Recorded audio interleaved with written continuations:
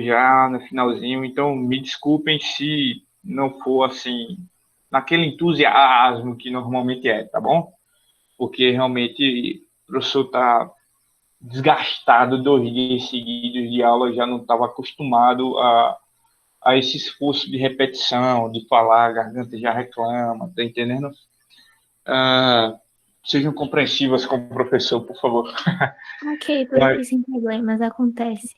Tudo bem, prof. mas, de um modo geral, vamos dar sequência aqui à nossa aula sobre Guerra Fria. Essa é a terceira aula da semana com o terceiro B, de História sobre Guerra Fria. E hoje a gente vai tratar do fim da Guerra do Vietnã e tratar também da questão da sociedade norte-americana durante o período da Guerra Fria. Tá bom? Sobre a Guerra do Vietnã, até onde a gente parou ontem, vocês têm alguma dúvida? Tudo ok. Tudo ok. Tudo certo, professor. Ó, chegou o Cauã agora para quebrar aquela prerrogativa de só mulheres, né?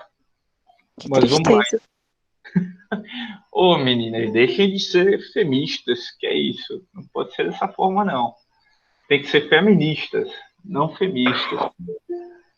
Agora chegaram os caras todos de uma vez. Parece que estavam se organizando para entrar todos Misericórdia. juntos. Olá, caras, tudo bom? Tudo sim, professor, e com o senhor. Bem também, maravilha. Eu estava perguntando aqui às meninas e estendo a pergunta a vocês, se vocês têm alguma dúvida relacionada ao contexto da Guerra Fria.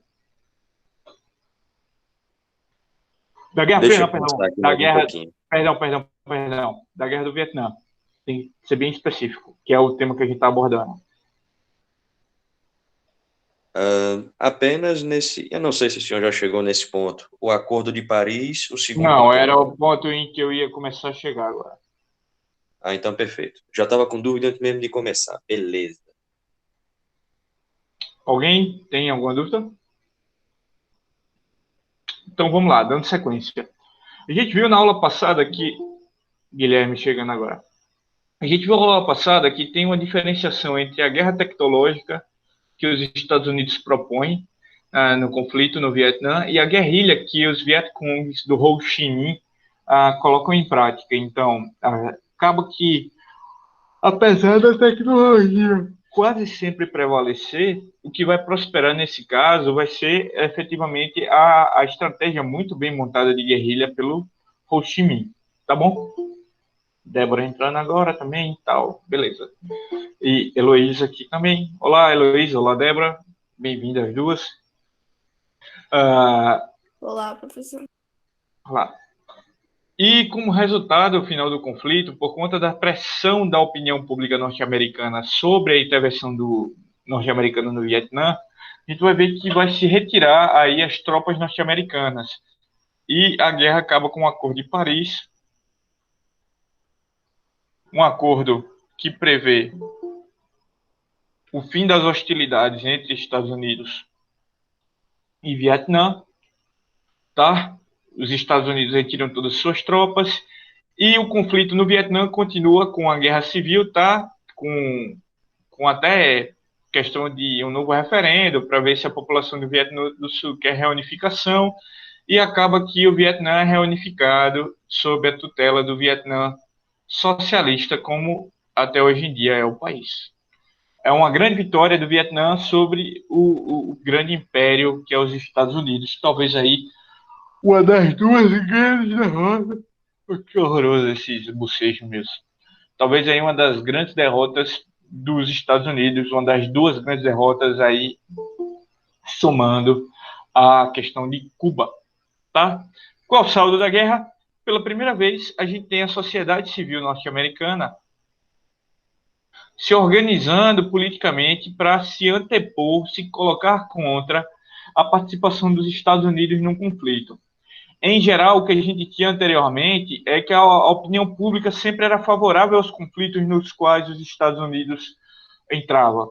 Essa é uma primeira divergência, um primeiro racha, e a gente vê que a partir de então vai ser habitual e usual que parte da opinião pública norte-americana sempre critique a participação dos Estados Unidos na guerra e nem por isso seja vista como traidora, por assim dizer. Tá? Então, A galera se opõe contra a participação dos Estados Unidos no conflito e nem por isso é tida como traidora da pátria. É vista geralmente como um pessoal que é anti-guerra, anti-militarismo e aí por diante. Beleza? Esse é o principal saldo do conflito para os Estados Unidos. Vamos dar sequência aqui. Andei. Pronto, agora. Aqui a gente já falou, né, sobre o agente laranja. Vocês lembram o que é o agente laranja? Usado durante a guerra.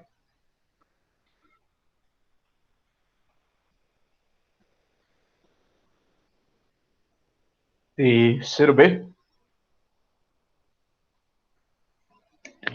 Vocês estão me escutando? Ou eu tô sozinho aqui? O que é o agente Sim, senhor. laranja? Fala para mim, por favor. Como é?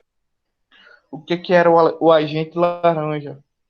O Agente agente laranja. laranja era um tipo de gás que ia desfolhar as árvores para deixar mais exposto possíveis pontos de concentração dos soldados vietnamitas. Boa. E aqui também tem o napalm, né, que já fica aí visível o que se trata. Essa aqui é uma foto muito famosa, retirada aí de um vilarejo vietnamita atingido por napalm. Essa menina aqui está tendo o corpo todo queimado, a pele caindo e tal, por conta do napalm. Era uma senhorinha, estava viva até pouco tempo atrás, eu não tenho certeza se ela está viva ainda não. Mas tem É cicatriz. verdade, eu lembro de terem feito uma entrevista com ela, não foi? Uma entrevista? Aham, sim. Pronto. Enfim. Mas bem, e aqui a gente tem fotos de protestos contra a guerra do Vietnã. O primeiro, salvo engano, é um protesto em Paris contra a participação da França na guerra do Vietnã, na guerra de libertação da Indochina ainda, o primeiro momento da guerra do Vietnã.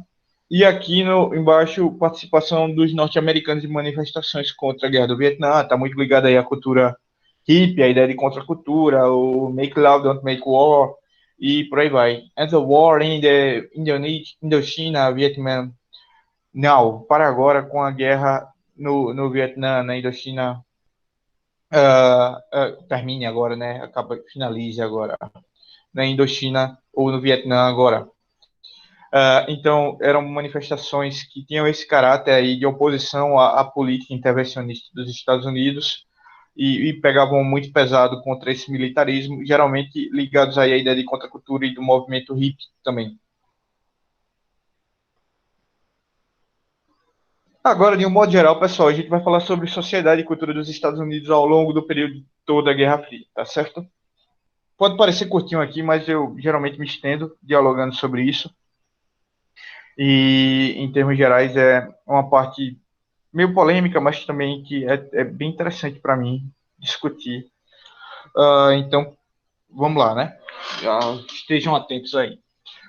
Primeiro de tudo, o que eu gosto sempre de destacar, é importante para mim relatar quando falo com vocês, é que os Estados Unidos saem da Segunda Guerra Mundial como uma grande potência do mundo, como a principal vitoriosa do conflito. E lembrem, não cai uma puta bomba nos Estados Unidos. Não cai uma bomba nos Estados Unidos.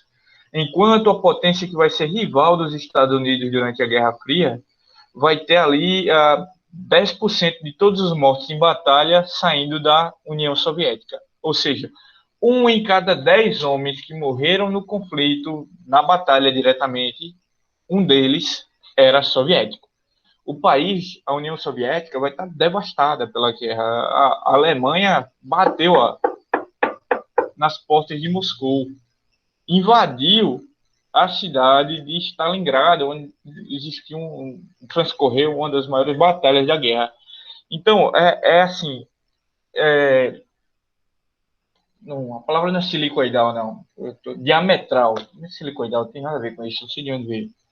É diametral as posições de Estados Unidos e de União Soviética saindo desse conflito. Os Estados Unidos saem com uma produção econômica muito forte, muito mais alta, com o American Way of Life super valorizado, a política cultural crescendo cada vez mais, enquanto a União Soviética está devastada e tem que cuidar de reconstruir o país antes de ingressar propriamente no conflito que a gente conhece como Guerra Fria. Então, é uma distinção, a meu ver, significativa, que a gente tem que chamar a atenção para a gente não cair na falácia de que foi uma guerra entre iguais. Não eram iguais. Os Estados Unidos e a União Soviética tinham patamares de desenvolvimento tecnológico e econômico diferentes. A União Soviética estava sempre correndo atrás, e é um milagre que o socialismo proporcionou, que o comunismo proporcionou, o fato da União Soviética ter capacidade de concorrer com os Estados Unidos durante a Guerra Fria. Porque em condições habituais...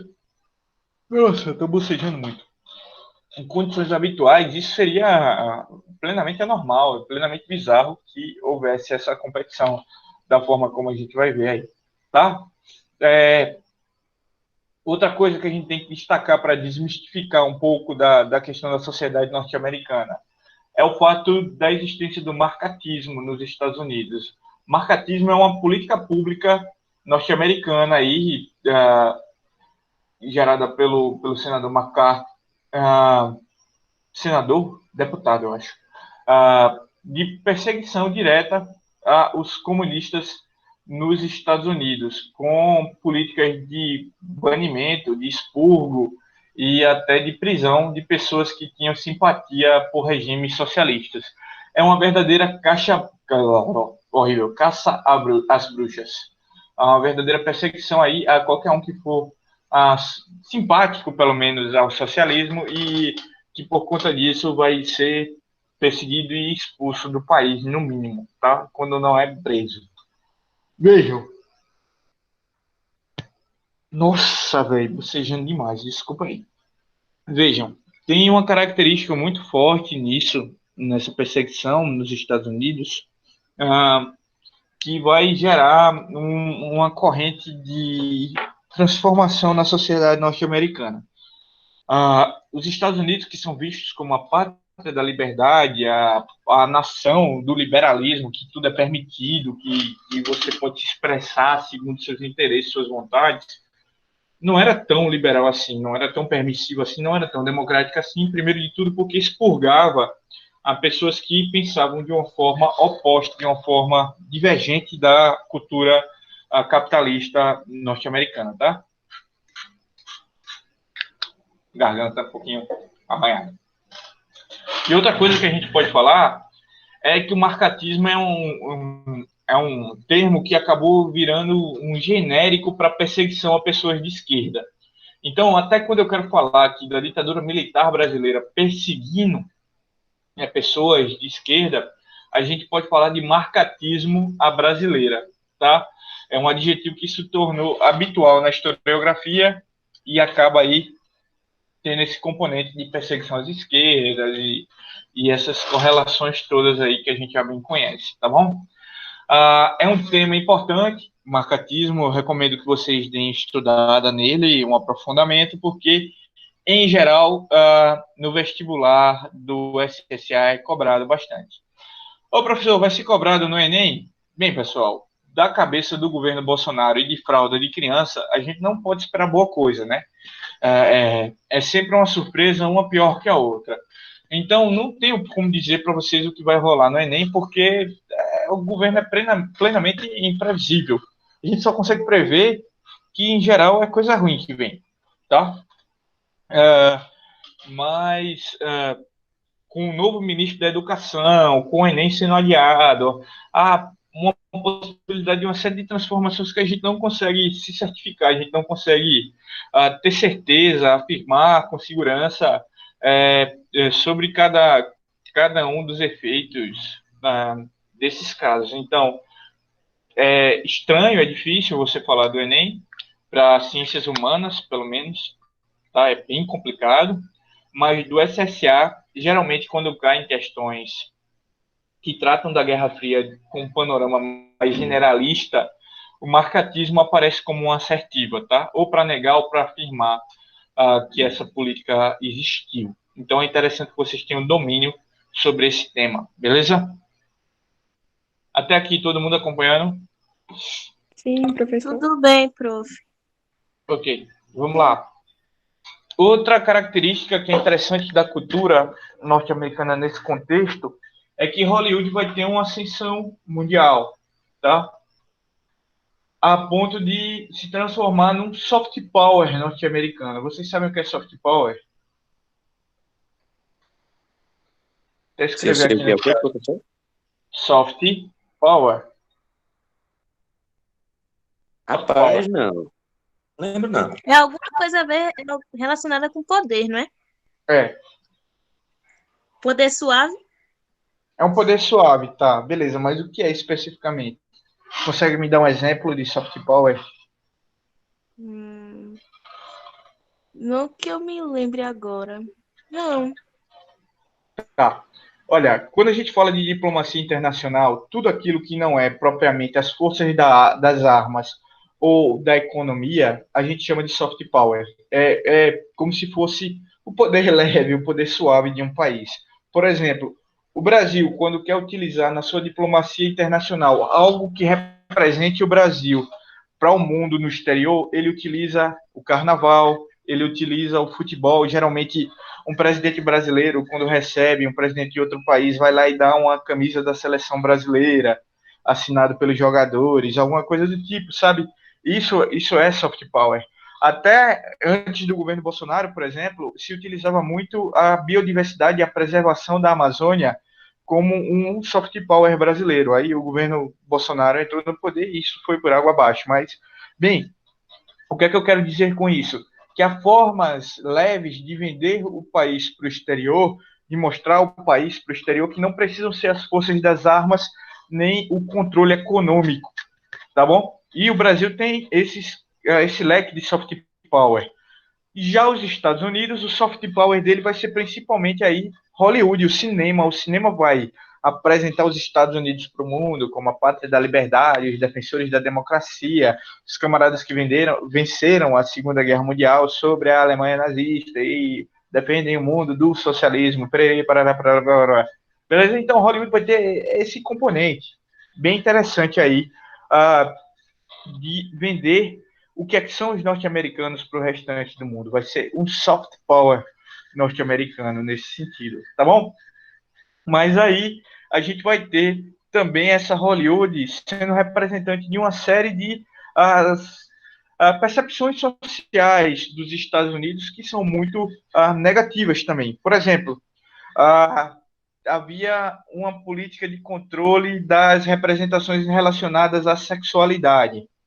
Tá, em especial a homossexualidade, mas também a sexualidade heterossexual, a heterossexualidade. Por exemplo, nos filmes norte-americanos da década de 60, 70, desenhos animados também, era muito comum que quando você representasse um casal indo dormir, você sempre representasse eles com aqueles camisolões, tá, de manga comprida, tal, que descia até os pés, e aquilo nunca era sexy, jamais, tá? É muito bizarro isso até. E como é que eu posso dizer? Era sempre protegendo todas as partes do corpo, tanto do homem como da mulher. Nunca havia uma representação do corpo do homem e da mulher nu, despido. Era chocante, inclusive, para a sociedade da época isso. E mais, o que era bizarro da característica dessa representação é que, o que, é que eu posso dizer? Da cama, a cama é boa. Quando um casal era representado indo dormir no seu quarto, geralmente ele era representado dormindo em camas de solteiros, apesar deles serem casados. Então, se vocês forem assistir um filme dessa época, vocês vão ver isso com muita clareza. Quem diz isso, inclusive, é um menino conhecido pelo nome de Vitor Menezes. É pesquisador do tema aí, de cinema hollywoodiano da década, e foi meu colega lá no mestrado em Campinas, na Unicamp. Hoje ele é doutorando em gerontologia, mas, bem, não vem ao caso não, por que não? A questão é que isso era uma representação para não passar para a juventude, pelo menos do começo do cinema de Hollywood, a ideia de que existia sexo. Tá? Vem muito aí a ver com o puritanismo da sociedade norte-americana. Então, casais eram representados no cinema dormindo em camas separadas, ok? Isso vocês podem ver, por exemplo, no Pica-Pau. O desenho do Pica-Pau, quando ele representa os caipiras, os rednecks lá, ele geralmente representa o caba barbudão, né? Uma senhora bem de idade, bem feinha, mas que são casados e dormem cada um em uma cama de solteiro separadas lá no casebre em que eles vivem. Então, influencia inclusive os desenhos. Mas há uma repressão muito forte em relação à exposição da homossexualidade no cinema, e homossexualidade o termo, tá, pessoal? Nunca homossexualismo. Homossexualismo é um termo utilizado para doença, como se fosse uma doença mental, que os homossexuais em tese teriam e que levavam eles a esse suposto desvio de caráter, que é a homoafetividade expressivamente, coisa que hoje a gente sabe que é inexistente, que é falso, mas que durante o início do século XX como um todo foi usual, tá? Inclusive utilizando aí formas de repressão como prisão e castração química para pessoas que eram homossexuais, tá? Isso é muito forte, então é uma memória muito negativa o termo homossexualismo, a gente não usa, é um termo preconceituoso, a gente usa homossexualidade ou homoafetividade hoje em dia, e não havia possibilidade alguma de representação de homossexualidade no cinema daquela época, ainda que, e aí tem o pulo do gato, os roteiristas e os autores, os diretores em Hollywood muitas vezes fossem gays. E por baixo dos panos eles tentavam representar, de certa forma, alguns caráteres ou percepções que eles viam como percepções da homossexualidade nos filmes. Então, a ideia do homem forte, ou então a Elizabeth Taylor como a Cleópatra, toda maquiada, tal, um ícone gay ali da época. A Elizabeth Taylor é uma mulher, tá? Mas, de qualquer forma, representando, de certa forma, o travestismo, e por aí vai. Então, tem formas de burlar, mesmo apesar da censura. Muitos atores também eram gays, e havia ali toda uma tentativa de encobrir a homossexualidade do ator, porque o marcatismo perseguia e igualava a homossexualidade ao socialismo. Era uma questão meio maluca ali da política cultural norte-americana do contexto. Mas também havia permissão por parte desse mesmo Hollywood da exposição da estética do blackface, por exemplo. Alguém já ouviu falar em blackface? Não, senhor. Sim. Pode falar pra gente um pouquinho o que é o blackface? A utilização da imagem de pessoas pretas. Eu não sei explicar bem, mas eu sei o que é o básico, assim, sobre. Tá. Não é exatamente das pessoas negras, tá? Mas é meio que a utilização de uma estética específica para representar pessoas negras, ainda que os atores não sejam negros especificamente. Geralmente são personagens, pessoas brancas, né, que pintam o rosto com carvão e os lábios com batom muito avermelhado para dar aquela estética característica que a gente vê em alguns desenhos animados muito antigos, como Tom e Jerry ou Pica-Pau, até outros desenhos da Eu época. lembrei, pronto. Então, é aquela estética muito... Parece com o desenho das Aventuras de Tintin. O negro sendo representado com lábios muito carnudos e o rosto muito escuro, e geralmente o personagem sendo representado como alguém que não sabe falar o inglês, que é meio estúpido ou burro, chucro. Isso é tudo a estética do blackface, tá? É algo que ainda é presente na cultura norte-americana, é algo condenado como algo extremamente preconceituoso, racista, mas que era permitido nessa Hollywood desse contexto. Beleza? De um modo geral, se permitia, então, essa Hollywood que tinha uma certa censura à sexualidade, com o passar do tempo, vai abrindo mão para representações de juventudes cada vez mais rebeldes, de garotões que andam de moto, sem camisa não, geralmente com jaqueta, mas pode ser sem camisa também em algum momento. Isso é mais recente, na verdade, a questão da exposição do corpo do homem. Inclusive, estranhamente, no cinema norte-americano, a exposição do corpo masculino nu, não nu frontal, mas do peitoral do homem, ela vem primeiro do que a exposição do corpo feminino. Tá? O corpo feminino é resguardado, é algo cheio de pudor, é algo ligado ao pecado, e o corpo do homem, aparentemente, não. Pelo menos da mentalidade da época. Mas aí tem os caras, os garotões que andam ali de moto e com jaqueta de couro, e que pegam várias bojinhas, e que bebem, que fumam.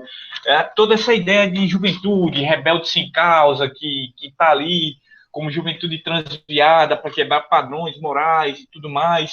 E tem seu ápice na representação aí do ator norte-americano James Dean, que fez muitos filmes nesse contexto. O que é que tem de interessante nesse tipo de representação? Que quem promovia a cultura nos Estados Unidos tinha uma concepção que era melhor que a juventude fosse um bando de rebeldes sem causa do que ela realmente fosse rebelde com causa, e que essa causa fosse o socialismo. Então, vamos deixar nossas crianças tomarem cachaça, andarem de moto sem capacete, vivenciarem aí a primeira experiência da sexualidade. Tudo bem, toquem o terror aí, contanto que vocês não sejam comunistas. Tá? Então, melhor ter a juventude rebelde sem causa do que ter ela rebelde com causa, sendo essa causa o comunismo. Entretanto, tem uma outra galera com outra pegada, que está mais ligada à literatura do contexto, que é o movimento beatnik, que é uma galera mais ligada aí ao inconformismo com o materialismo da sociedade burguesa, e é uma turma que está fazendo uma crítica a esse materialismo dentro do capitalismo, tá? Eles não são socialistas, mas eles se veem na necessidade de se libertar desses padrões de vida muito consumistas e tal. Então, é uma galera que está acostumada à ideia de rodar pelos Estados Unidos, conhecer a natureza selvagem. E aí tem aquele filme Into the Wild, do Sean Penn, eu acho que é o diretor do filme. É um puta filme, né? Recomendo demais, que aí é um neo-beatnik, no caso, o filme é da década de 90. Filme muito bom, que mostra aí a relação desse movimento com o conhecimento da natureza norte-americana, com viajar a pé pelo mundo, ver o que é que há para ser ofertado nessa sociedade. E meio que o filme fica mais legal ainda, o Into the Wild, porque tem uma trilha sonora muito boa feita pelo Ed Vedder, que é o vocalista do Pearl Jam. Se vocês gostam de grunge, gostam do Pearl Jam, gostam da voz do Ed Vedder, é um filme aí imprescindível para vocês assistirem. É um grande filme, é um filme espetacular. Into the Wild, em português fica Na Natureza Selvagem, tá? Deve ter no Netflix, se não me engano.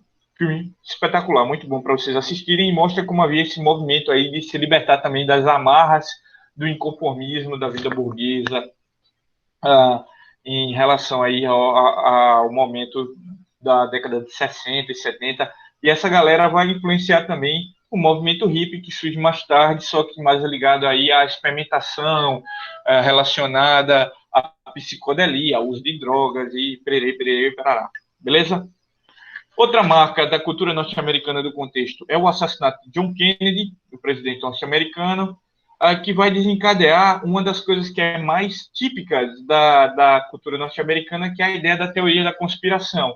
O assassinato de John Kennedy vai ser lido pela cultura norte-americana com várias teorias da conspiração distintas, inclusive com algumas que envolvem aliens no assassinato do John Kennedy. Essa aí eu vi no The History Channel. Mas, enfim, se vocês não entenderam a piada, deixa para lá, porque é uma piada de historiador bem ruim. Mas a ideia da teoria da conspiração, de uma explicação macabra e supersticiosa sobre acontecimentos políticos, vai estar envolvida aí, tanto no John Kennedy, como também vai permanecer como explicações de uma série de questões da sociedade norte-americana nesse contexto. E uma coisa que a gente vê muito, esse lance de teoria da conspiração, é o próprio o Strange Things, falando aí como o Rogerinho, não. Como é que é, rapaz? Esqueci o nome dele agora. Personagem lá do Choque de Cultura. Então, a teoria da conspiração realmente é uma parada aí muito forte na construção da cultura dessa sociedade norte-americana. E um outro aspecto que a gente pode mencionar é a luta contra a segregação racial, a luta pelos direitos civis do movimento negro. De modo geral, vai ter duas grandes atenções, duas grandes possibilidades.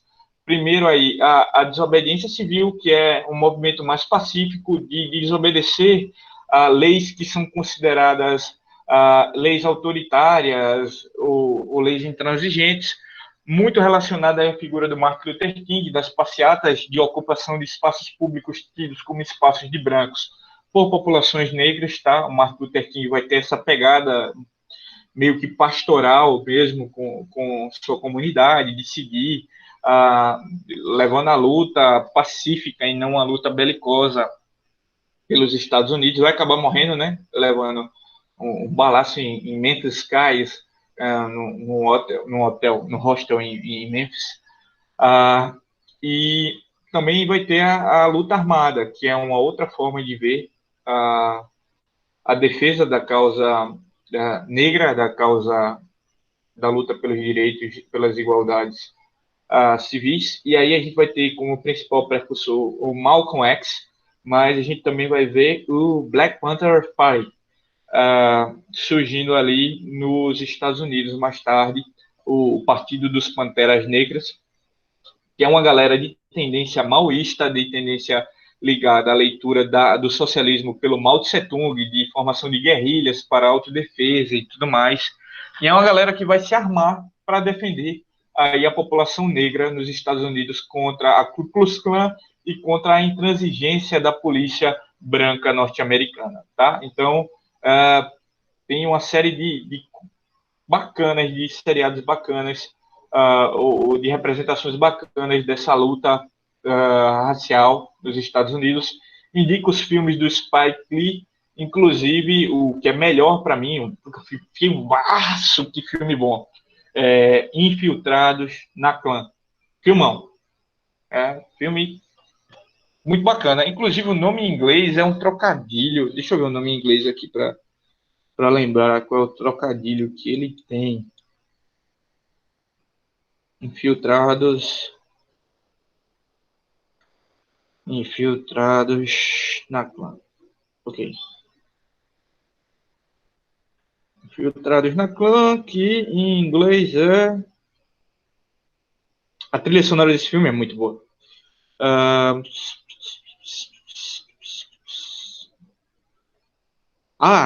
Black KKK... não dá para pronunciar isso aí. Black KKK Last Man. Black, uma pessoa negra, e KKK no Black, né? KKK Last Man. São assim, como se fosse um homem negro na clã, basicamente, o trocadilho. É Black KKK. Isso.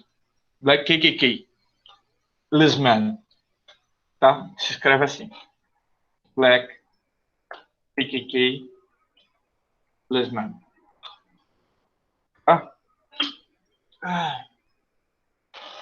O nome do filme em inglês. Filmaço. Recomendo demais aí assistir Spike Lee tirando onda nesse filme. E é com o John David Washington, né? Um grande ator negro. Só acharia melhor se fosse com o Donald Glover, porque eu gosto pra caramba do Donald Glover. Mas enfim. Então tem essa galera dos Panteras Negras que estão muito na luta armada, a ideia de comprar armas para se defender, e como há uma tradição de liberalismo na venda de armas de fogo, esses camaradas vão começar o seu movimento em Oakland, na Califórnia, e vão comprar muitas armas para tentar se milicianizar para a defesa dos seus territórios, de seus bairros, quanto a KKK e quanto a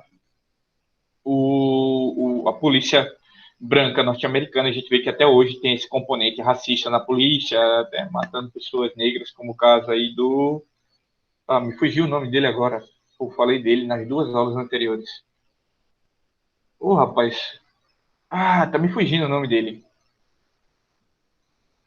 Rapaz, foi assassinado agora, que desencadeou o movimento Black Lives Matter mais uma Martin vez. Luther King. Não, cara, aqui, hoje em dia, pô, foi assassinado, bem dizer, mês passado. O George Floyd. George Floyd, obrigado. Tinha esquecido o Foi nome do aquele, George Floyd. esse daí é aquele policial ou não? Não, George Floyd foi o negro que foi morto pelo estrangulamento do policial lá. Tava dizendo lá, Ah, sim. can breathe, Certo, posso entendi. respirar. Lembrei. Ah, bem, então a gente vê que tem uma violência policial forte contra a população negra até hoje em dia nos Estados Unidos. Não são isolados esses casos, como o caso de George Floyd, existem vários casos cotidianamente nos Estados Unidos dessa violência, tá? Mas é bem interessante isso. E para tentar, de certa forma, o fight back, o revidar, o lutar contra, o pessoal do Black Panthers Party vai tentar se armar. Só que o governador da Califórnia, na época, Oakland fica na Califórnia, é o menino Ronald Reagan, mais tarde foi ator, né, de Hollywood, de filme de Bang Bang, e depois mais tarde vai ser presidente dos Estados Unidos. E o Reagan vai, sendo do Partido Republicano, Partido Conservador, tal, armamentista, vai tomar uma medida muito curiosa, que é proibir a venda de armas de fogo na Califórnia. Para o quê? Tentar decrescer o surgimento do Black Panthers Party. Tá? Então, tem toda essa pegada aí, que é bem interessante, da contradição da política do Ronald Reagan, mas que vai estar atendendo a interesses muito específicos, que é minar a base de formação de milícias por parte do Partido dos Panteras Negras. Ok?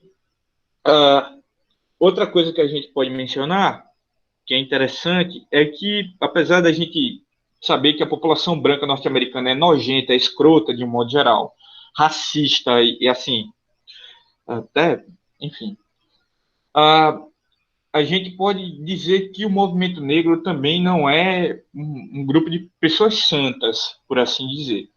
E uma das características que a gente vai ver ali, apesar de ser uma coisa repudiada pela Angela Davis, que é aí um grande ícone, artista negra, mulher, feminista e pró-liberdade do direito dos movimentos trans e por aí vai. Angela Davis é uma pessoa completamente sensacional e que participou dessa vivência como um todo. Era militante, inclusive, do Partido Comunista dos Estados Unidos, que foi refundado nessa época por negros, é um movimento negro sempre, o movimento de extrema esquerda nos Estados Unidos. Mas, apesar disso tudo, a gente vai ver que o movimento negro vai ser um movimento machista e, além de machista, vai ser um movimento homofóbico. Há uma grande condenação no seio do Black Panthers Party sobre a possibilidade de um negro ser gay, e mais ainda, sobre a possibilidade de um negro ser gay e ser passivo na relação. E pior ainda, se o negro fosse gay, fosse passivo numa relação com um homem branco. Isso tudo porque se via na passividade em relação à sexualidade uma emasculização, tornar menos masculino esse homem negro. E, de um modo geral, a luta do movimento negro era para compor e tornar o homem perante a sociedade, o homem negro, como homem. Porque, por muito tempo, inclusive, a gente pode mencionar que o termo boy foi utilizado para se referir a homens negros, inclusive com 80 anos.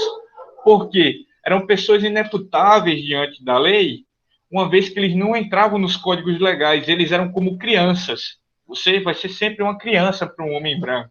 Então, você é um boy, tá? You are boy, tá? O que mostra para a gente como é interessante a formação da gíria man entre os negros norte-americanos, porque ela é realmente a antonímia, a oposição a esse boy. Quando o negro trata o outro por man, ele está dizendo que ele é um homem, tá? E a gente acaba traduzindo como cara, man, né? Mas tem essa pegada entre o movimento negro mesmo. E aí a homossexualidade seria pior do que uma emasculação, tornar menos homem, quando havia a homossexualidade entre um homem negro sendo passivo diante de um homem branco, porque era um homem negro servindo ao prazer do homem branco. Tá? Então ele estava se tornando menos homem na cabeça da galera, tá? Para servir ao prazer de um homem branco, mais uma vez. E então tem toda uma questão aí homofóbica nessa relação. Beleza? Estou falando aí de termos bem genéricos, tá bom, pessoal? Não estou dizendo que todo negro era homofóbico, Estou falando em modo geral do pensamento do movimento negro naquele contexto. Ok? Bem, pessoal, é isso. Acho que eu vou parar por aqui hoje. Estou bem desgastado já, cansado, com sono até. Mas se vocês tiverem alguma pergunta, a gente pode falar sobre ela agora. Tá? Fica aí ao critério de vocês perguntar qualquer coisa. Professor, Diga.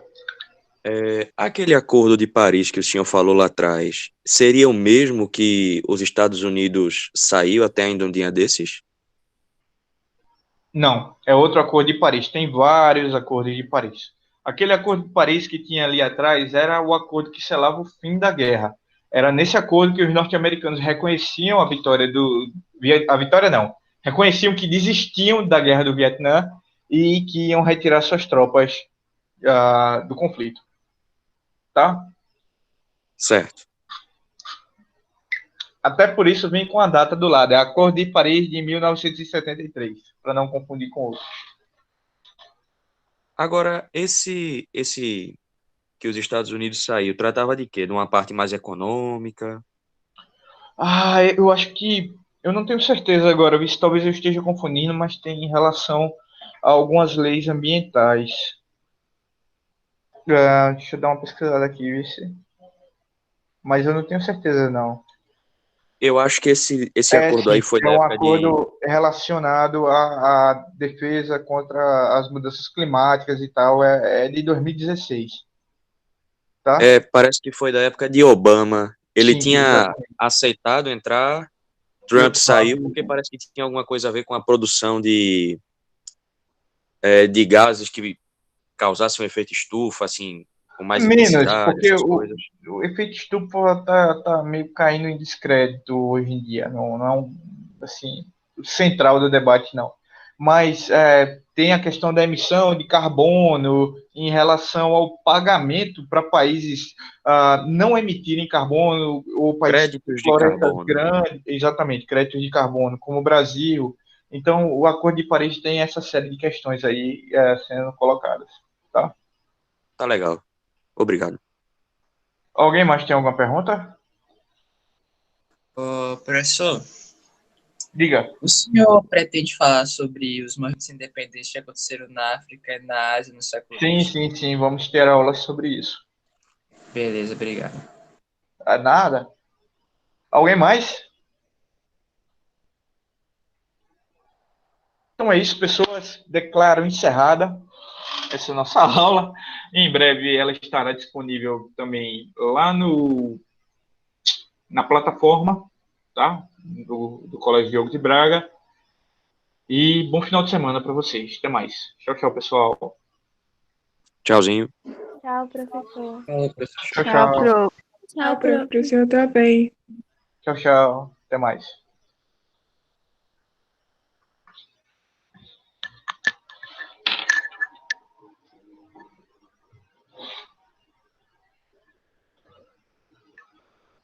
Tchau, prof. Oi? Perdão? Tchau. Tá bom. Tchau. Vou fechar aqui, viu, pessoal? Tchau, tchau.